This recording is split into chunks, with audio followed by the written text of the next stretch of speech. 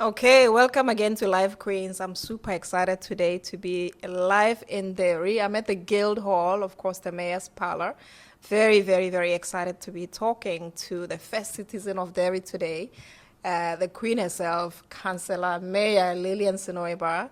And of course, we're joined again by Gavin Melly, who's the founder of Cllr Charity. Super excited to be talking to both of you guys here today.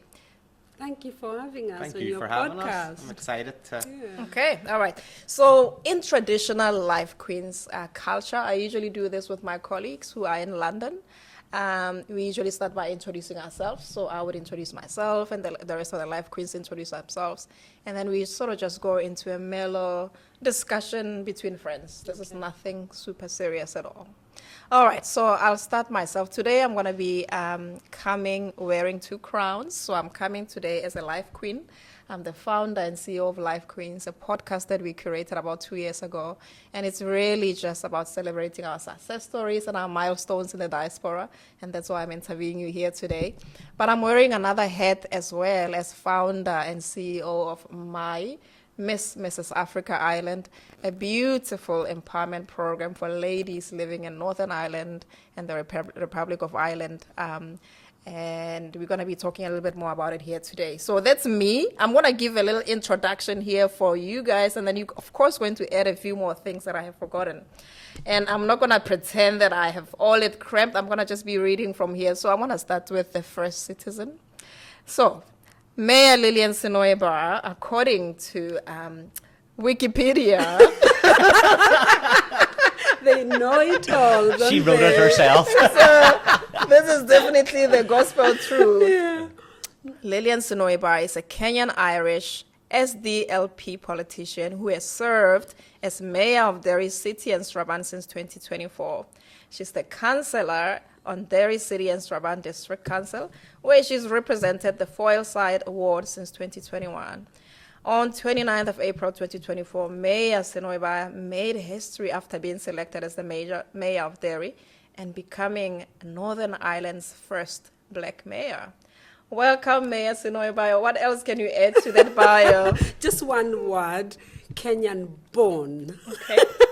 What's the difference? But once a Kenyan, always a Kenyan. Yeah, absolutely. I was Okay. born in Kenya. Okay, all right. Yeah. Kenyan born from Narok, a Maasai woman and a Derry girl. Absolutely. Okay, all right. Yeah. Welcome today. We're really, really excited to connect with you. Thank you very much for having me. It's Thank you. interesting. I'm looking forward to all your questions. Of course. Of course, the king, in Live Queens, we always talk about kings and queens, so I'm going to be talking to you as king today. The king here himself is Gavin Melly. Gavin Melly is a senior youth worker. He's a social inclusion manager at Liberty Consortium at Cllr. And of course, he's the founder and I think overseer really of the Cllr, the charity that we're going to be talking about here today.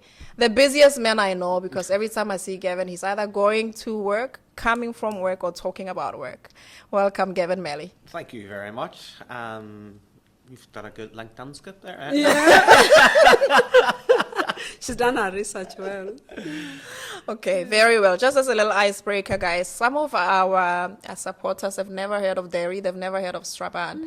Most of them are in the UK, they're in London and Manchester. For somebody who's never heard of Derry or London Derry before, what would you say about Derry? What is the thing that you love about Derry? I'll start with Mayor Lillian.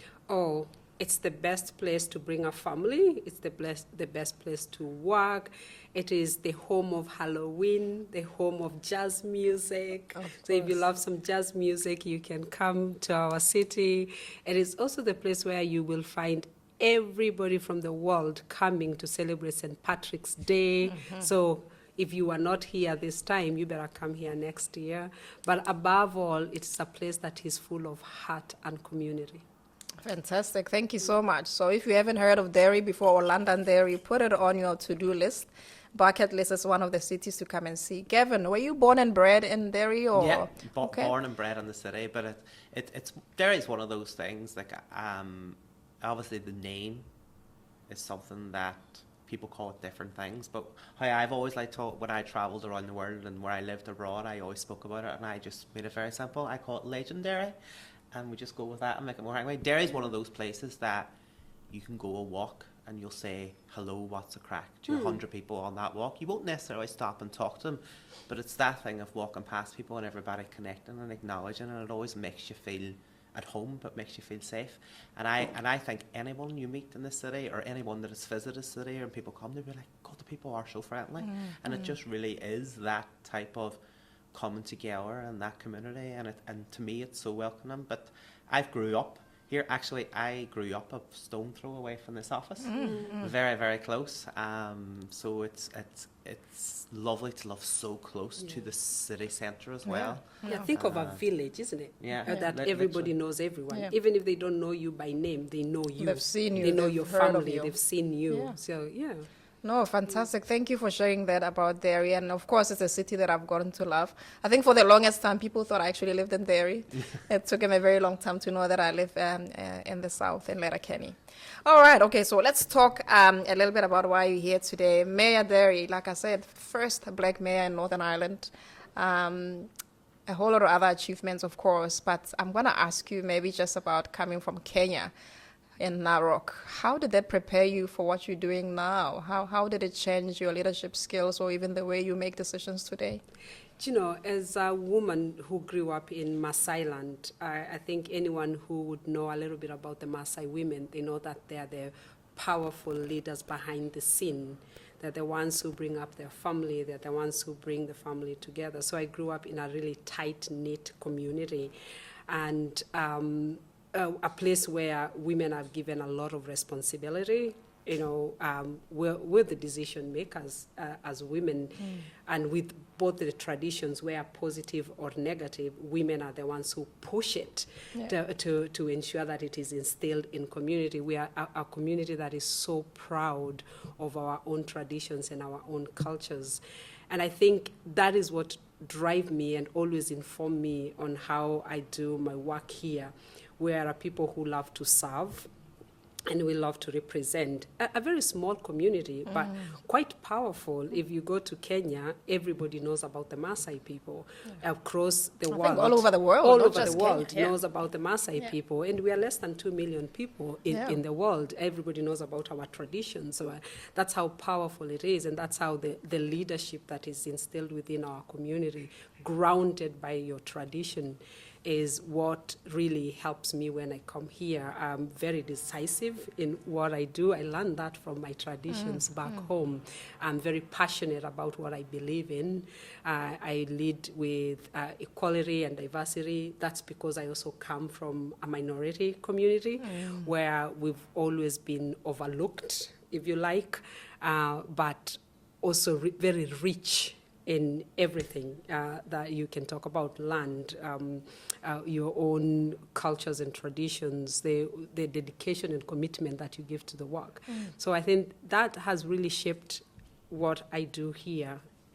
Yeah, no, fantastic. And can I just say, we're so proud of how you brought your Kenyanness, your Maasai-ness to this leadership.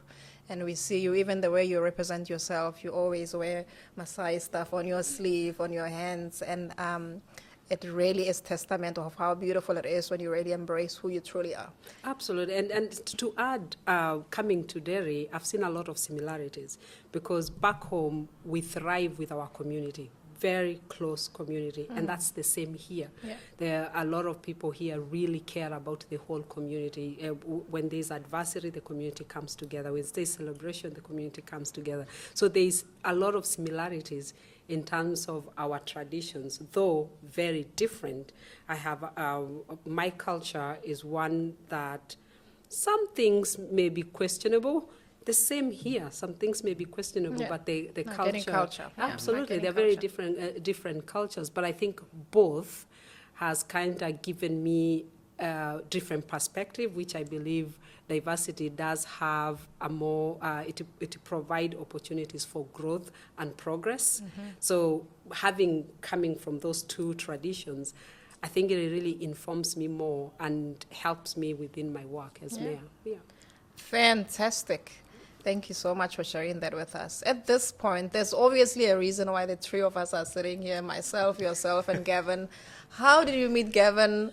How do you guys work together? What is the connection? Let us know what the connection is. Will I let Lillian tell you her version of the story, or will I tell you my version? Man, you guys can find it out. I'm not getting involved. There's a very strong connection here. I'm not getting involved with it. There is a great connection. Go, give your version. Give my version. Let's Give your hear Gavin version of said. story. Supposedly, going back so many years ago, me and Lillian were actually enrolled in the same course in university. So we were classmates who went through... I worked harder.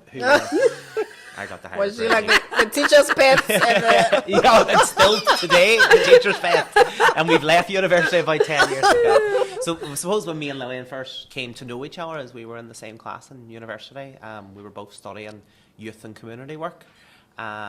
Lillian was doing something in her field around working with the Northwest Migrants Forum, and I was doing the work that I'm doing today, working in the field of disability.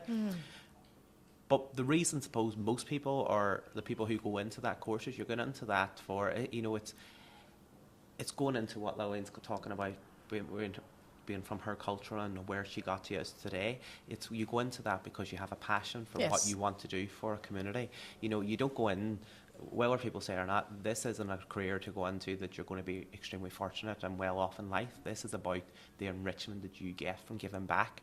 So suppose me and Lillian's initial first stages of our friendship was through university and through, you know, sharing learning within the classes, having debates within classes on a variety of topics, meeting in the library at midnight at night and going, have you got that assignment done yet? Have you got that? You submitted that assessment. You know, and Lillian was normally the person with about 10 books, and I'm walking in there going, I haven't wrote a word.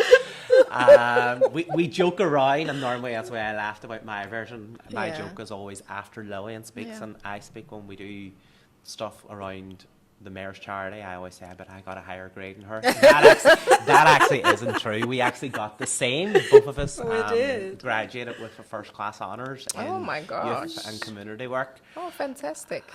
So that's where it initially started. And obviously we've both been working in this field, but suppose in completely two different specialised areas within the field. And, you know, you would have seen each other about in different places and that. But suppose how it grew to Bug Club, becoming the mayor's charity, it didn't grow from the friendship that we had in university, because actually we kind of disconnected, isn't it? You went to do your thing and I went to do my thing, but you are connected with my son. Because my little boy, Brian, who is it's not so little now, he's 23.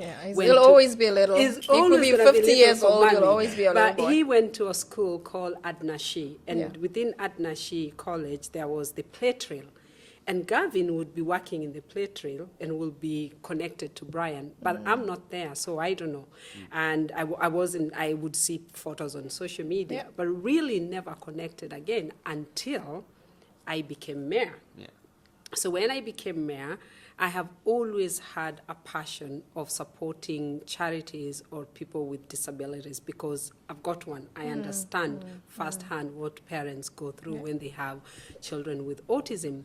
So given this platform, my focus has always been about giving people who have not been heard a voice and platforming them, ensuring that people understand not just the challenges, but opportunities that are there and how they can thrive.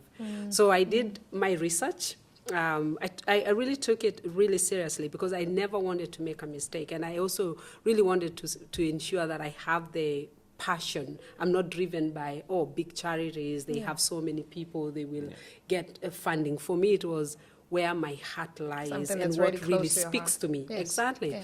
So I did the research, and then I came across Bud Club, and some ladies were looking for me to talk to me about the challenges they are facing and support they wanted from me as a councillor, not as a mayor.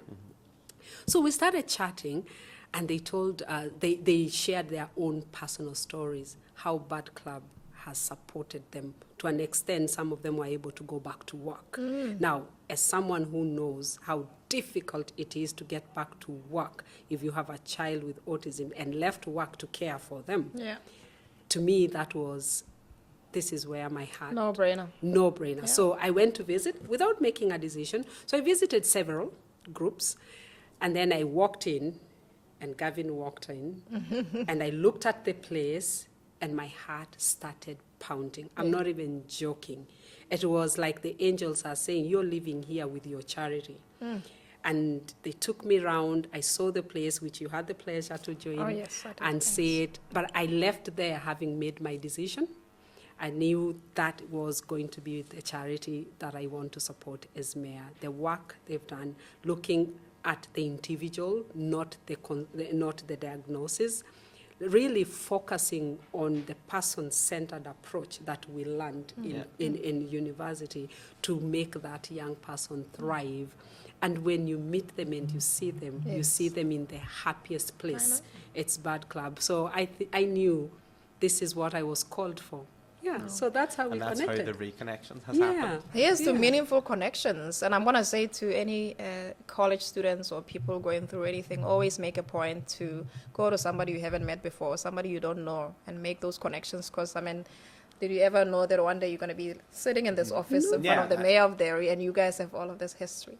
The doors that can open, the conversation can lead. But even things like that, there's, you know, conversations that may not come anything from the conversations, but there's times I've had conversations with people and it makes me think differently and it challenges my thoughts, and they're the conversations that are really important, because sometimes we don't see that through the lens of how we look at something. So it's so important. And even from the work that I've been doing with Lillian this past year, it's made me think differently in some of the work that we do, or change of how we do it. Yeah. But still sticking to what we believe, and the core is it's young person centered. Bug Club belongs to the young people. Coming back to you again, Gavin, for somebody who's never heard of the Bud Club before, BUD Club at Play Trail, so they're wondering what you're talking about. Lillian gave a beautiful example of what she thought it was about. For somebody who's never heard of it, they're looking to support it, what would you say? What's its mission and vision, and what is it really about? And I know that you were the founder, so maybe tell us a story of how it came about. Suppose for me, basically the Bug Club came around based on the voices of children and young people, and that's where it grew from. It was this small seed that they planted in my head. My job at the time was to make the play trail more inclusive. I was hired to make the play trail inclusive. But if you look, and Lillian will know this, if you look at the play trail back 11 years ago when I worked there, they were miles ahead of anywhere else. They were doing play parks 15 years ago that had equipment that was adaptable to meet every child's need. They were doing play parks that had swings set up in different shapes so that when people were on the swing, they were swinging facing each other so that they could engage in conversation. Wow. They were doing things that didn't exist. The council were so far behind. Council were coming at the time and asking the play trail and going, what is it you are doing differently? Why is 50,000 people coming in here? And then I was hired to make this wonderful site that is the play trail become more inclusive, and it was something that I struggled with because I was looking around and going, you thought like, you already what you so are far already ahead. doing. Yeah. It is amazing that you're thinking like this, to be continuing to be proactive. But at the time, I had said to my bosses, at the time there was 2 special needs schools on that ground. It was Belmont House School and Foilview before they amalgamated, which today makes it Art Nashe. But being a youth worker, what the core value of what you do as youth work is you speak to young people. Our job was based on their voices, and it's whether you're a councillor, you're a mayor, you're a politician, your job is to serve the people that you represent. And my job there as a youth worker is to listen to young people's voices and see, can I make any change within that? So I said to my boss at the time, is the only thing I know what to do here is to speak to young people. That's where I have capacity and the skills to do. I don't know where that's going to go. Did I think back then what it would become? Not at all. So what I did is I spoke to kids that went to the school, and a lot of them shared 2 of the same things. And the 2 things is they wanted to do something on a Friday night.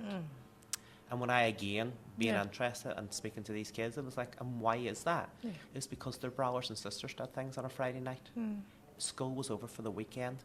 These young people go to school every day on a yellow bus, and are taken home on a yellow bus because of their additional needs. And outside of a school environment, they're very isolated and excluded from society. And would you say these are probably the kind of kids that wouldn't be invited to soccer? They probably wouldn't be invited to a birthday party because of their 100%. needs. Yeah, Yeah. due to their needs. Like most of the kids that come to Bug Club today, parents will tell you that come 5 or 6, they were the only child in the class that didn't get a birthday party invite for the rest of the class because of their needs.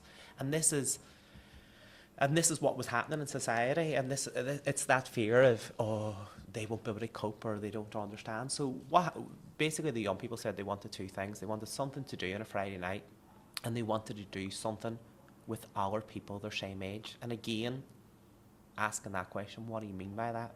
They spend a lot of time with carers, adults, older grandparents when they're getting babysitted, and they didn't have the time to make those meaningful relationships with young people their same age. So what I decided to do was to set up this youth club on a Friday night. And when I say youth club or you know, a youth provision, people are probably thinking, oh, this nice fancy building where young people come and it has all this top of range equipment. I just passed my driving test, so I had a really, really bad car. It just about had 4 wheels. It had a football in the boot of the car. And anybody who knows me knows I can't play football. I have 2 left feet. All right. But what I did know how to do is I knew how to engage those young people with a football. Thank God it was a nice night because we had no indoor space. We were using a piece of green land outside a park, and I was relying on these kids who said that they wanted something to do to come. And on the first night in Bug Club, 13 young people showed up, all with additional needs. And when I started getting parents to fill out the paperwork was getting longer and longer and longer because of all these needs. And I remember at that time thinking, how am I going to do this when all these young people have all these complex needs? But then I remember having a conversation with someone, and they had said to me, but Gavin, you're not a doctor. And my job isn't to work on their diagnosis or to work on or learn what autism is, because the more I was learning about all these different conditions or complex needs, the more barriers your mind says, oh, we can't do this, we can't do that, we can't do that. And I was like, no, that's not what I'm going to do. What I'm going to do is I'm going to work with the individual. I'm going to work with that young person. I'm going to build rapport with them and seeing how that goes. But I also need to build rapport with their family, because these 13 families of these 13 young people that first night were entrusting me, a stranger that they didn't know, to look after their children. Their children who are extremely vulnerable due to their complex needs. And that's where Bug Club came from. It came from the voices of children and young people lobbying for themselves and saying, this is what we want.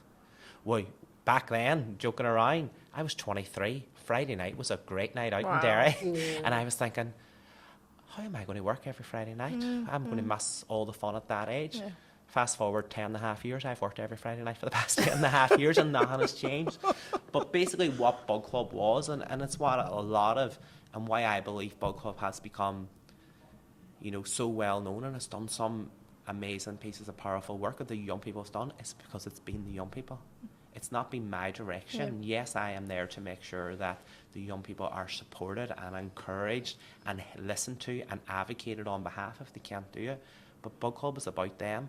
And what Bug Club, in my opinion, has instilled in these young people, in these families' life, is it has given them a sense of belonging, but it also has given them association. And we all, no matter who we are or what we have or what disability or gender or political language is, in life, we search for those associations, we search for those sense of belongings, what gives us that drive or that commitment.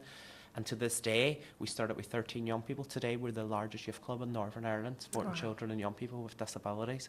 We're used right across the UK and Ireland as an example of good practice. Now, people ask me all the time to come and speak about Bug Club, and I'd be like, sometimes I struggle to articulate or say what it is I do different than what our people aren't doing to make their services more inclusive. I'll tell you what they do different. You lead with the heart. Not only that, because my son doesn't actually go to Bug Club, he goes to another daycare center, but what they do, they center the child. They don't decide what is good for the young person. They let the young person inform them what's good for them. And as I said earlier, they look at the young person as an individual, not a diagnosis. And that's the difference, because when you look at the diagnosis, you're trying to manage the behaviors. they don't manage behavior. They explore this. They explore what's the strength of this young person, And rather than focus look on at how that. do we manage Yeah. these behavioral problems that they have, if it is about autism, or if you have a wheelchair, how do we manage it? They look, what are your strengths? Yes. And we will promote those strengths. One thing that really took me aback is when I heard that some of the young people went to watch football in Scotland, and without their parents. They went to Manchester Gavin was United stressing that to watch weekend. their parents, without their We parents. went to the Celtic fantastic. Foundation. Yeah, they went to the came with Celtic me, Foundation to watch a game. We love football. We want to go. And I know they kept on talking about, if we raise a lot of money, we want to go to these places. They want to be young people, and they have been given that opportunity to be young people without adults deciding for them. And Gavin made it really clear. As youth workers, we know that youth work is all about volunteering. And if you struggle to bring a young person into your service, it's because you're not giving them a voice. You're being their mouthpiece.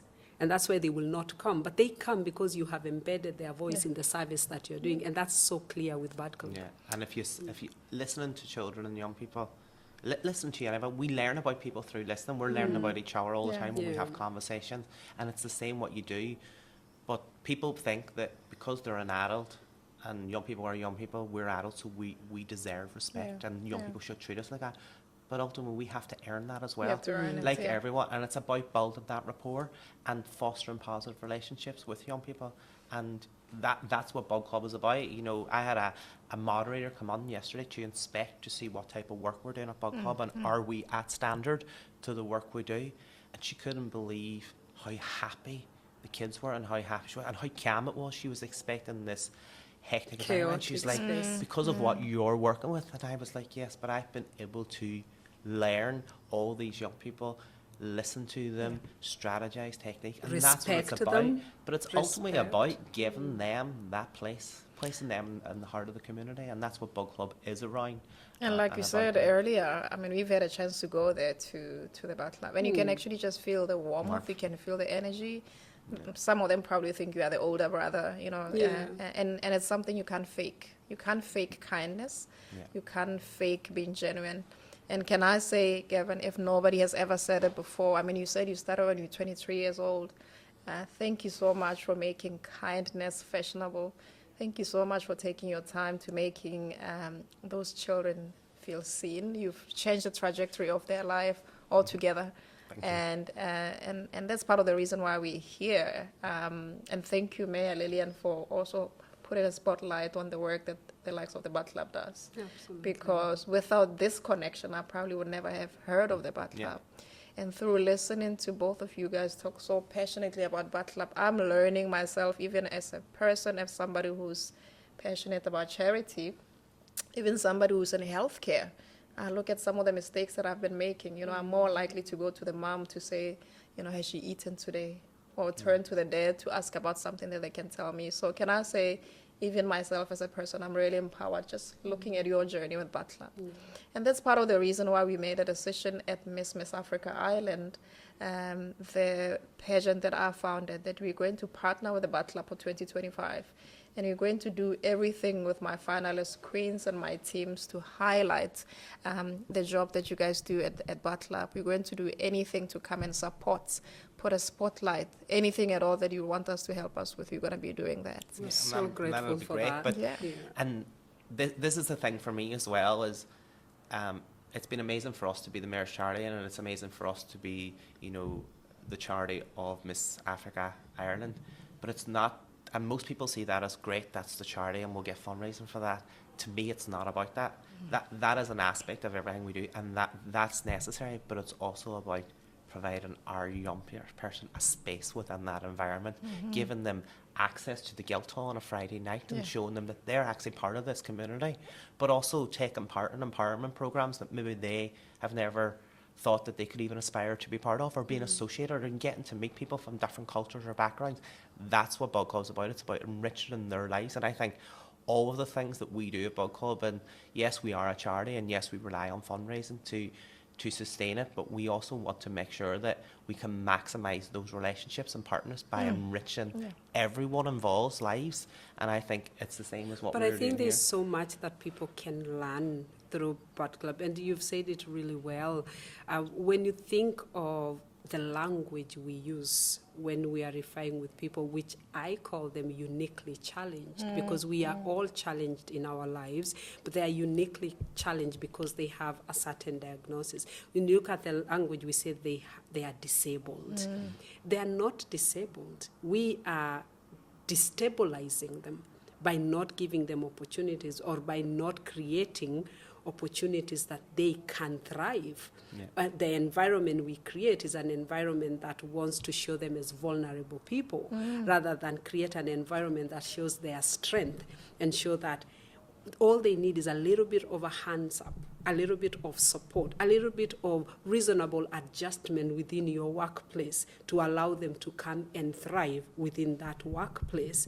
When you go to Bud Club, you see that. You will see those young people making pancakes. You will see them cleaning their dishes. The life skills that have been instilled in them is exactly what our parents were doing for us. The Yeah. confidence And of they them have that knowing they can do confidence. that. Yeah. Coming in the evening, most people with children with autism or complex need will say, our children's social skills are not very good. They don't want to go anywhere. They can't wait for our guilt or our place. Yeah. Well, if you see the videos of them dancing and socializing with everyone in the room, and they are strangers because they've never seen them before, but they got that confidence because of the environment that was created for them. So I don't see Bud Club as a place where it's a place for children to thrive or our young people to thrive. It's a place where we can learn something ourselves as society. How do we forget about accommodating them, because they shouldn't be accommodated. They are part of society. Of How do we ensure we never leave them behind? That when you're creating an opportunity for anybody, because you think they are able-bodied in society, that you are always reminded they are uniquely challenged, and all you need to do, a little bit of reasonable adjustment in your systems that you have created to ensure that they thrive. And I think it's so important for me, people not just to look at money, or we'll just pump money here and we walk alone tapping our backs, we've done the best thing, we've done our charity. Let's go and learn what they are doing, because you might learn one or two things. Yeah, no, absolutely. Donation to charity is not just monetary, like you said. You can donate your time, and probably that's the most Money is positive. very important because we get the skills, we get skilled people to come and support, and we want very many people to donate.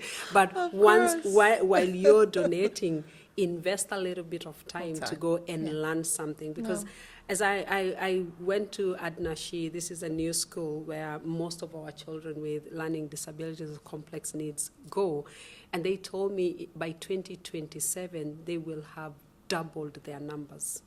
What that tells me is that we are now more knowledgeable. The science has changed. You're a doctor, you'll tell me this better, that we now detect these unique challenges when children are younger, and people are no longer afraid of speaking about the complex needs they are facing.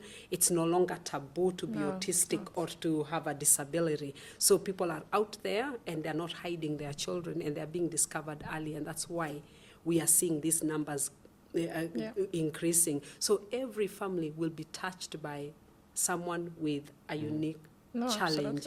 So it's important that you learn, and you learn early what you're going to do.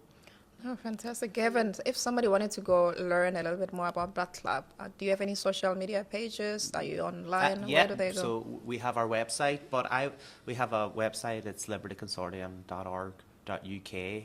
But personally, I think if you want to get a sense of what it's like at Bud Club and feel at Bud Club, I would promote our social media platforms, particularly our Instagram. It's at Bud Club 14. You know, pictures tell a lot, but go on and watch the stories. The stories are those moments that are captured there and then. It's real life footage. It's the kids' faces. It's the smiles on that. We have a YouTube channel that has a variety of videos on there. I will put a warning in, some are extremely emotional. So the Play Trail is on our Facebook page, but so we have a variety of social media.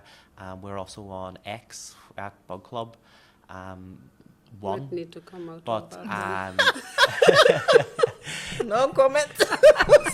but I would say if you want to get a sense of what it likes at Bug Club, Yeah. stories show what's happening there and then. Yeah. You could probably check the Instagram now and you'll see what's happening now in Bud Juniors. They're very Yeah. And active. you'll see what those kids are doing now, and you'll see the reactions to their faces.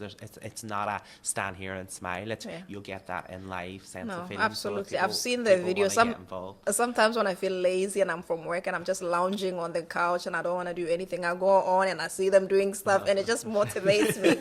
I just want to get up and go. And the happiness and the joy is so genuine. Like I said, it's something that you can't fake. So really and truly, thank you so much for the work that you do. Thank you. We looking forward to working with you at we're going to be engaging a lot of young women. Some of them may not have had an opportunity to do charity before, do community work, or, they're still at their developmental stage. We are hoping to change mindsets.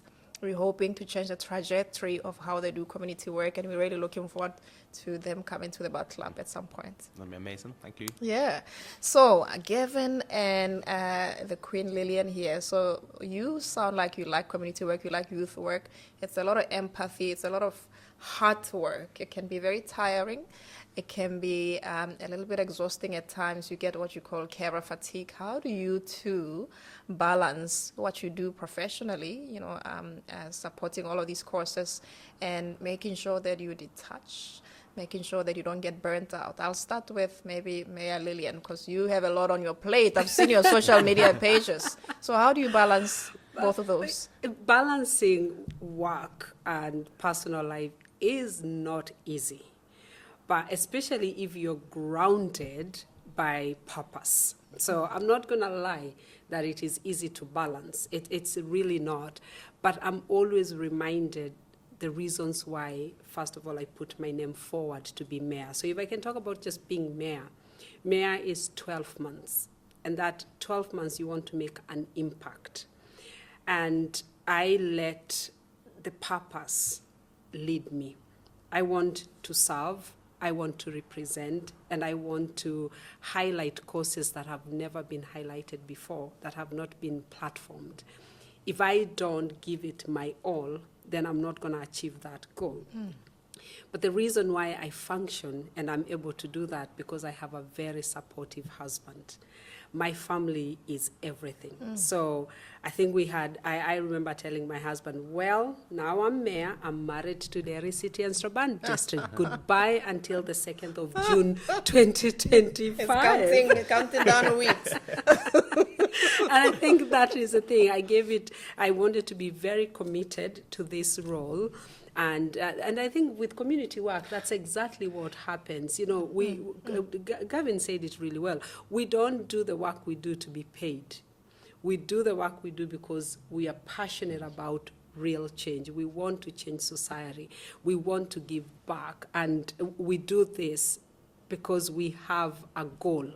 And our goal, both of us, which is so similar, is creating inclusive societies, is ensuring that everybody is valued and respected for who they are. You're not going to be able to do it 9 to 5.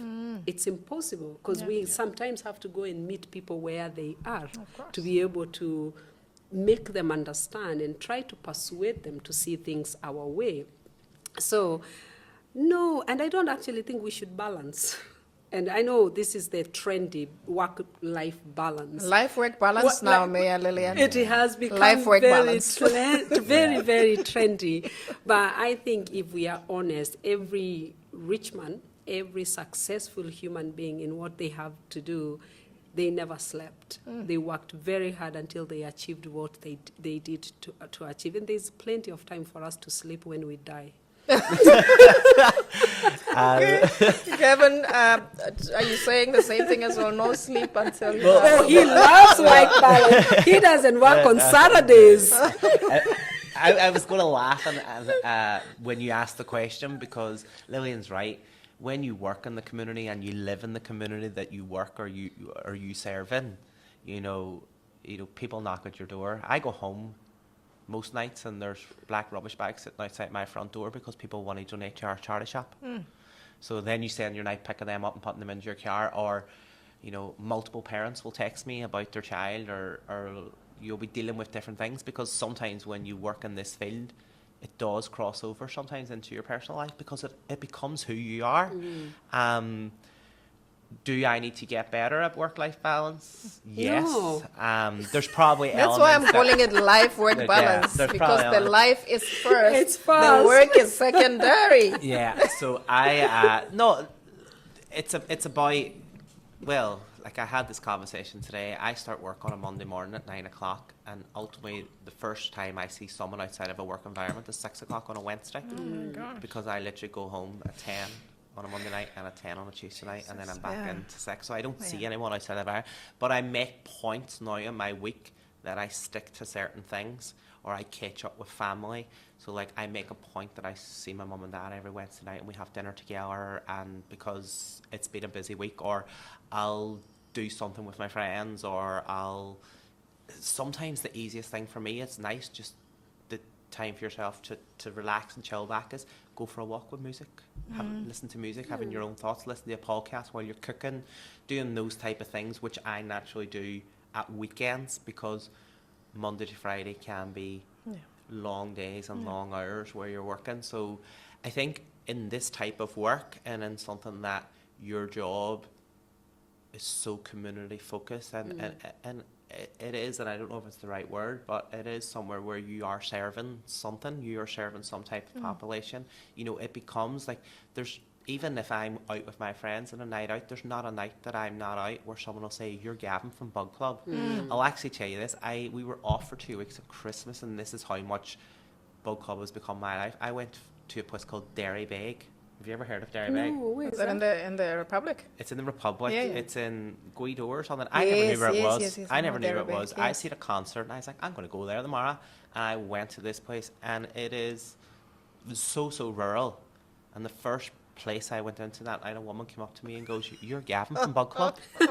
I've never met this You're woman changing before. lives. I've never met this woman before in my that's life. it. And my friends all rolled their eyes and goes, "Here we go again." Yeah. And I was like, I suppose I've never been. And it is when you work in the community, you know, every time you're out and you're chatting, the many of times I've been out and nights out and I've chatted to these parents, and the next day I go into work and I have all these phone calls.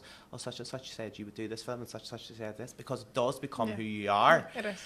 But you also do need to try. I understand Lillian's on a year where she's committed to being the first citizen And she's of not the going to city. stop. I think she's even going to get In fairness, I do get sneaky pics of some small She's breaks. been on more holidays than me this year, so she's doing okay. I You do know. get breaks. Of course, I to am be fair. human, and you have to get small breaks. Yeah. I would get a few days here and there, a day here and there, watching Netflix, and maybe just sleeping on the sofa. One thing I would say that I would think is, and it's something that maybe I've also maybe took reflection and learning from my time as a judge or being the charity for Miss Earth is, and maybe for the the young women in MMA, because I say My. is that what I noticed, and my advice to them would be, is if you want to be part of an empowerment program, or this is the program for you, and it has a charity element, or you want to do something to give back, make sure that you take the opportunity, embrace it, but also make sure you understand and learn. And there's nothing worse than, as someone who's judged and sat at the hour table, listen to people tell me about the work that I do, and they have no understanding of what it is. So if it's something that you really want to be part of a community, or a community you serve, is go out and learn about it. And when we talk about, you know, money and finances, it's about give half an hour to go and sit and have a conversation with a child. Or will our Bug Club's based here and it's not somewhere else, is in your community. Is there services in your community that are helping people? Because our society, our worlds couldn't live without the services that the community and voluntary sector provide. They couldn't cope. These are working with every citizen going on a range of different issues. So my advice to the young women that's taking part in this is, you know, take every opportunity that you're given. Take it as an experience, whether it's to develop yourself or use it as personal growth, or learn, or to open new doors and engage with new people. But also, in terms of the charity aspect, or if you're going to talk about that or do something about it, take the time to actually go and get a sense of what you're ultimately going to be selling or what you're going to be fundraising. Because if you're asking someone to support you in doing this, you know, those people will want to understand, well, what are you aware? Because people will give you a donation if they, you know, if they're like, oh, I see what you do and they're amazing, and of course. But, you know, you have to, I've watched so many people come in front of me, and the minute the person who set Bug Club up, ask them a question and they tell me about Bug Club, and I'm like, that's nothing to do with what it's about. Yeah. So if you're going to do it, really do try it. I'm not asking for a lot, but do try and learn so that you can actually, when you're trying to sell something or give back, I think that's really, really important. Get that understanding if it's for you. I think that's what will distinguish, for me anyway, of someone that actually shows passion, someone who is committed. And most importantly, be genuine. Yes. That's a little nugget there, of course, for the My Queen's Miss Africa Island. There's going to be a lot of work that has to do with community work and charity work. And actually, we do have a prize for Miss Charity 2025, which is separate from the crowning. And it's going to be the prize that goes to the queen who did the most work, the queen who connected the most. It doesn't necessarily mean the queen who made the most money. We're looking for the queen who makes the most impact. And for the reign of 2025 and 26, they're going to be serving as Miss Charity, and they're going to be showcasing the work that they're doing for the year. And of course, we're very excited at MI to have Mr. Gavin Melly here come through to us as a judge. He's got extensive pageant and judging experience, and we're going to be leaning into expertise just in terms of how to teach these young ladies. Thank you for that. We're almost running out of time because we're just having such a good time, but I'm going to just ask maybe one question each. Mayor Lillian, just as I poured a cup of tea there, what's the tea on this mayor's ball and something happening on the 24th? Tell us about all of these fun activities, and you bring in the youth to the guild hall every Friday. Tell us all about that. Okay, so as mayor, again, you get the opportunity to have some great initiatives that you can do within the community. And I chose, again, bringing my heart of youth work. I really wanted to speak to young people to ask them what would they want me to do for them. And I met so many of them, and they all say they don't have a place within the town that they feel safe to go and connect with others or just to go and hang out. And we know the young people, we grew up as young people. Sometimes you just want your tribe, your young people, to just go and hang out in a place. And here within the town, there's no really good places where there's no alcohol and you can just go and have fun. You have restaurants, wherever you go to McDonald's, yes, but we want to avoid McDonald's. You know, you don't have a place where you can stay, and your parents also feeling safe. So I came up with this grand idea. Drum roll. The guild hall belongs to the mayor.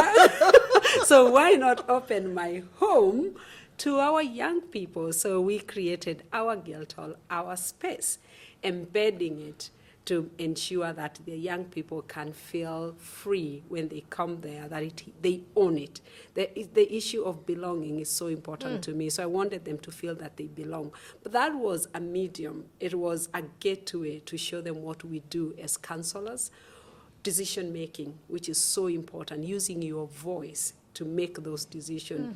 Occupying those platforms that many people may think that you cannot occupy them or you don't have to because you're young. And I always encourage young people and say, if you want to get into politics or you want to get into community service, you're going to have to know how to use your voice. And you're going to have to know that this is your place and you belong. Don't ask for permission to occupy that space. Grab it because it is yours. Occupy it, speak up, and lead with heart. So I open the gate hall and we bring our young people to come. It's around every 6 weeks. They come on a Friday. And the interest is absolutely amazing. It looks like a whole lot of young people every Saturday. They're having a fantastic time. They're There's having music. a great time. Really and it's great young initiative. people from everywhere. So we're not just choosing, well, Bud Club bring our Bud Club kids. We bring from every single community. Can I bring my Miss Africa Island Absolutely. contestants? Anytime, bring them in, and it has been incredible. So that's one initiative of our young people. But But the other one is the mayor's charity. When you're raising money, you create initiatives to ensure that you inspire people to come, one, learn about the charity, but also donate.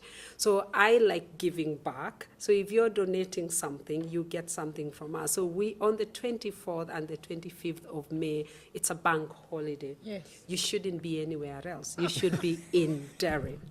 I think it's Africa Day weekend It's as well. Africa Day Yeah, weekend yeah, also. yeah. So as a council, I've decided as mayor, Derry is celebrating diversity. So the 24th, 25th, and 26th, Gavin doesn't know about the 26th yet, he's gonna know, because it's a whole bank holiday. I wanna highlight what diversity looks like in a positive way. So on the 24th here at the Guild Hall, we're gonna have a variety show where we're bringing musicians from all backgrounds, but I also want your Miss Queenz. I want all the queens to come, show the fashion. Oh, yes. So they'll be part of that event. We'll have music, we will have young people singing, we'll have Comedy. good stars, Yeah. really international renowned stars coming to sing, DJs coming to play music. Yes, you mentioned about comedy. yeah. So we'll have our Comedy. Black Party coming Of course, Black to Party. entertain everybody. We really want to showcase diversity in a positive way. I might throw a little bit of food, snapshots of traditional African bites, whatever. You never know. We might be able to do that. And the tickets will be on sale maybe next week, fingers crossed. And then on Sunday, the Africa Day, I know that there's a group that is organizing events during the day. We have the Afrobeat at night. Oh my God. I don't Yeah. think that's ever been done. And we are bringing before. DJs, really great DJs, to come and perform amapiano. The other one, what do you call it? Afrobeat music, Afrobeats, all amapiano. African music to celebrate. And Yeah. tickets are already on sale for that. And we hope the St. Column's Hall, where is the venue, is going to take about 600 people. So I'm expecting now after this, all those Oh my 600 gosh, I hope tickets Derry's ready. have been sold. I knew there was something special about Derry because I don't think that's ever been done anywhere in the Nowhere. history of mayor's office anywhere in the world. Absolutely. No mayor has ever done Yeah, that. So it's the first time. And I think we should take that opportunity because that is an opportunity for us to be seen, for us to be heard, and for us to show we belong. So it's a way of saying Derry is also our home. But I also think it's an opportunity for us, meaning me and someone from the city, to learn and to be open to different cultures and express that, because I've went to an African beats night with Lillian Yeah. and I never sat down the whole night. And normally when you hear that, you'd be like, oh, that's probably not something that I would probably naturally go Yes, to. yes. And I went with Lillian and we never sat down the whole night. And now that I've been telling my friends about it, and they're like, God, that sounds really, really good. Yeah. We wanna But go. because it's in a word saying it's African, people are like, oh, I don't know what that means. But actually, when I went, I was like, it's brilliant. It's really, really good. It's Yeah. one of those nights where you go in and you no got one's fun. sitting down. Everyone's up dancing, having fun, having a laugh, and that's what it's about. I know. I think we know how to bring a party. We really do know. And With your you're hibiscus tea. with the discus tea.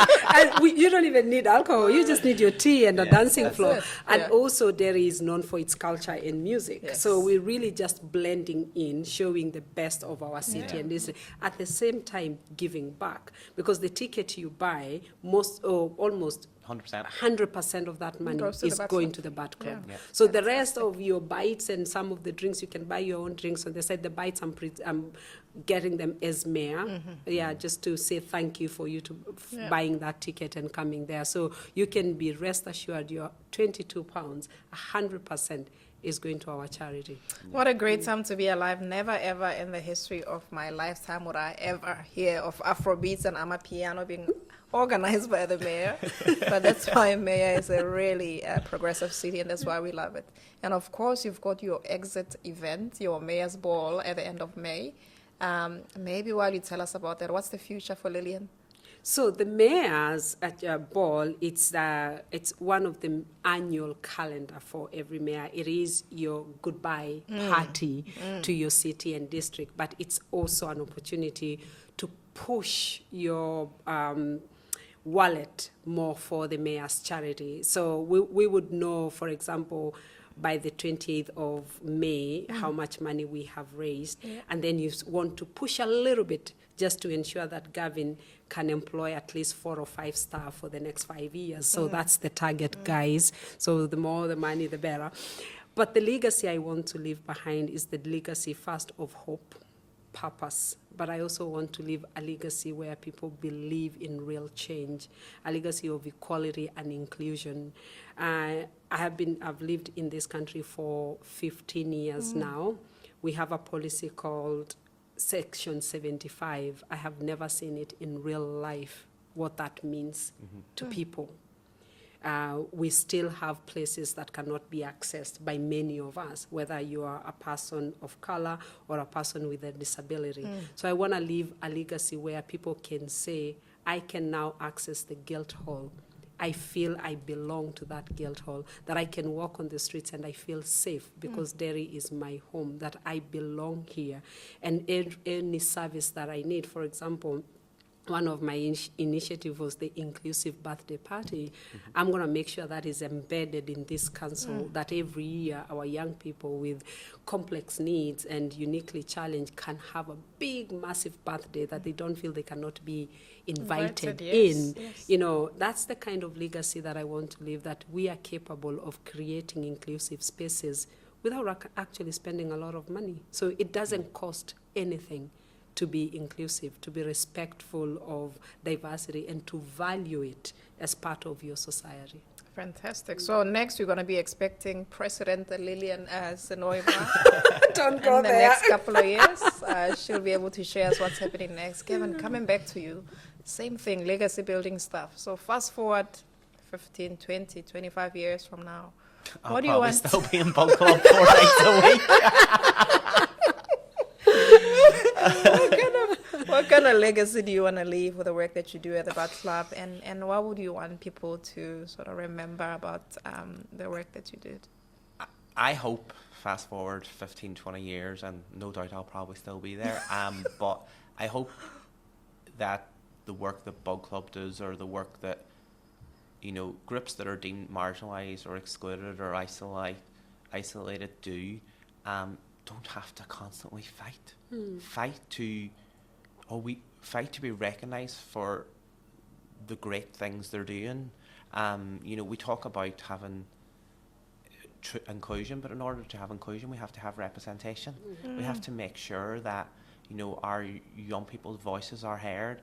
A big part of my job, a boring part of my job, is sitting and discussing policy review.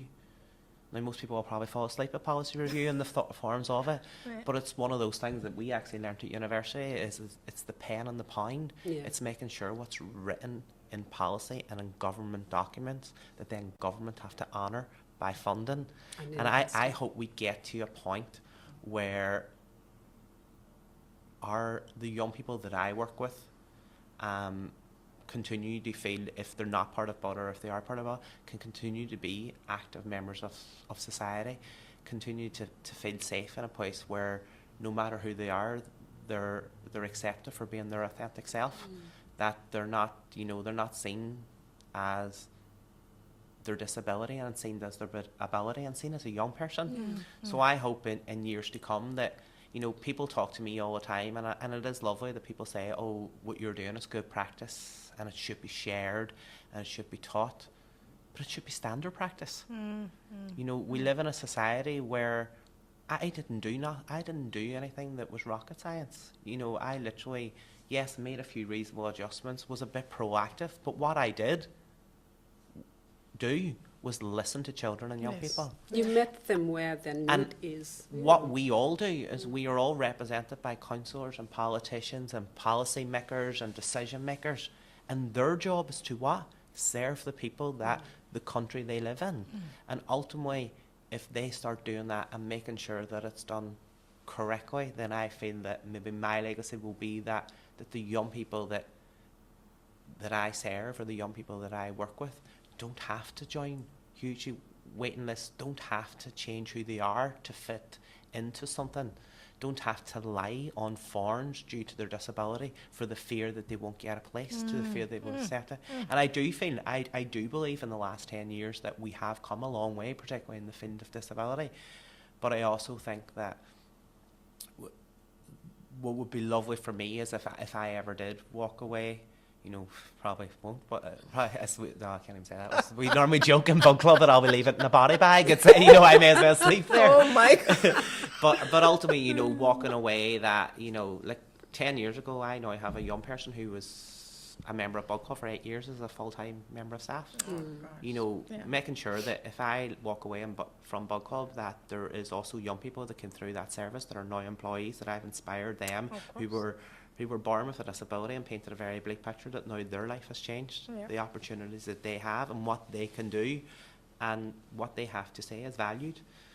And I just hope that it gets to a point where we don't have to constantly and continuously advocate and fight for their basic human rights. Basic rights, yeah. And that's what I spend a lot of my time doing. And everyone's like, that's great, and that's lovely to hear. But also, you, those people that I'm talking to, have the power, have the opportunities to change things. The mayor has stated that yes, we can be human, yes, we can be loving, but we still have to make some money. Yeah. What would you say to the public about donating monetary value stuff or even time? Where can we go to donate? Where can we go to support Bug Club? Well, suppose in the society that we live in today, the easiest way to donate money would be to go on to Bug Club's Instagram. On the bio, takes you straight to our Just Giving page. It's Bug Club 14. If you're still unsure, flick through. We have a pile of highlights there of all different things where you'll see in live moments of what the young people are doing. It's, but that's the easiest way if you wanted to donate. If you're there's a Just Giving. You can also contact the mayor's office, and we can give you a bank account where you can send your donation. You know, you can donate whatever amount you want online, but you can also send us a big check. You know, there are different ways you can do that. I would love to see somebody who will just say, you know what, I'm going to pay a salary for one staff member in Bug Club for 2 years. We are very open to that conversation also. And you can buy the tickets to come to the mayor's ball. Contact the mayor's office. We will do that. We'll be able to give you all the information. You can buy the tickets to come to the Afrobeat event. That's another way of donating money to. They are all on Eventbrite, but there's also absolutely. And then you have obviously the Just Giving page where you can just put whatever donation you're. There are countless ways you can send us money. And to get all that information, if you go to the mayor's page of Derry City and Strabane District Council, of the website of Derry City and Strabane District Council, you will get all the information. My personal social media pages, they have now become Bug Club and Council personal pages. There is plenty of ways you can contact us, and we'll give you all the information. But also, if you can't donate money, there's other ways that you can give time by volunteering. You may not live in Derry and you're like, I can't help it, I would like to do something. You may have a skill that we require. Because when I say I'm the youth worker that works for the young person, I'm the person that fights for policy, I'm also the person that cleans the premises and the caretaker, but I'm also the person that turned the website Spanish one time because I don't understand how to work website. So if that's your skill and you can help me continue to do that and develop the platform, there are so much ways that you can give back from your skill set. So all our and if you are a consultant out there who can write a funding application for 2 million, please contact us. The consultant is looking for help. I do believe in the power of frequency and energy, and as you are professing all of these needs, it's going out in the universe. And I believe what you put out in the universe comes back. So it's out there, the people have heard it, but very much frequency. You know, be ready to receive. I say sometimes we ask, but we don't open our arms to receive. I'm going to give both of you your flowers right now from Life Queenz, from Miss Africa Ireland, but also from our sister company, Miss Africa UK Pageant, because that's where my journey of empowerment started. But while I do that, can you think of a word of the day or quote of the day that makes you go for the day because your jobs are really hard? That's how we're going to finish. But I'll start with you, Mr. Melly, Gavin. the word of the day. Like I said earlier, I wanted to say thank you again for the job that you do. You're doing God's work. If people don't say it to you today, we say you, we really, really cherish what you do. We really appreciate what you do. And you're changing so many lives, and that's going to come back so many hundredfold. So thank you, like I said, for making kindness fashionable and just humanity fashionable. Thank you, thank you. Thank you very much for your kind words, and thank you for everything that you're doing as well. Yeah. For me, maybe going back to that question about, you talked about the balance in the life and how we do things, and we are so busy, but what this enabled me to do was to be congruent in this moment, being able to sit here and have this conversation and not worry about what's going on because I've taken time, but I've actually naturally really, really enjoyed it. So for me today, it was about taking time to do something that I've never done before, and to talk about something that I really, really well believe in, but also just to take time, because it's actually been nice for me to sit back and actually take time and think of what we have achieved over this last year for children and young people with disabilities, not just in this city and district, but anyway. So it's, for me, it's been that. I've quite really enjoyed it. So I'm so glad you enjoyed it. I'm so glad. Thank you. And to Mayor Lillian. So the word of the day. I have so many. Can I Before give you 5? do many, can I give you your flowers? Wait for your flowers. I do have some flowers for you. Could we make it harder for her? All of It my. can be like one word, but it can be one word. It has to have 3 vowels and 2 consonants. That's how we think in African. There's no one word in African. It's always a sentence. So from my community as well, can I say you do such beautiful work for not just Black women, not just migrant people, but basically for anybody who's sort of sitting on the sideline who doesn't feel seen. Could be somebody who's disabled, somebody who doesn't access the opportunities the way they should be. But really and truly, we want to say we really, really honor your work. We cherish you. We see you. We know that the work that you do is not easy every day. It's not easy sitting on tables where sometimes you're the only person. But what you want to say to you as a community at Life, Queenz, Miss Africa, UK, MY, is when those times come and they're really hard, know that you've got sisters looking up to you, praying for you every day. And when it does get hard, please don't hesitate to reach out and just have a shoulder You're to going to make cry. me cry. Really and really, truly, we really appreciate you. We see you. And when I met Miss Africa Island, talking to the queens that will be on the journey, I will be talking about women like you. I'll be talking about people like Mayor Lillian, Seenoi-Barr, women who have just gone through boundaries and they've really trendsetted. And I really, really, really hope they look up to people like you. And I'm hoping to come up with a bunch of young ladies, 11, 12 young ladies, who are going to be Lillian Seenoi-Barrs in, say, 5-10 years' time. I can't wait to meet them. Thank you so much. You'll make me cry, and I don't cry that easy. So let's hear your word of the day or several words of the day. Do you know, listening to you, I just think maybe hope, giving people hope, because I think so many people have lost hope, especially on these uncertain times. There's so much going on in the world, and people are giving up. And I think if I can give people hope, yes, I'm the first, but I'm certainly not going to be the last, because there are others behind me who want to occupy this space and who wants to show that they can lead. But I will also say create. Create is so important. Don't ever think that the ideas you have cannot have an impact. I know there are so many people, particularly from our Black community, they have the talent, they have the knowledge, they can create things, but they have no confidence because they feel they cannot be received out there. When I stepped into this platform, I knew behind my ears everybody will be looking for me to fail. But I never let that decide what I am going to do. And I decided I'm not going to play safe. I am going to be myself, I am going to create, and I am going to lead with hope.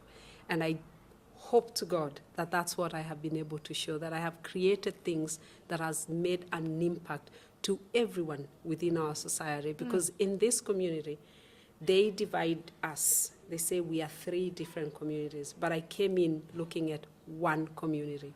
And I lead with that hope that it is one community and everyone deserves to be served equally. Yeah. So I really do hope that will.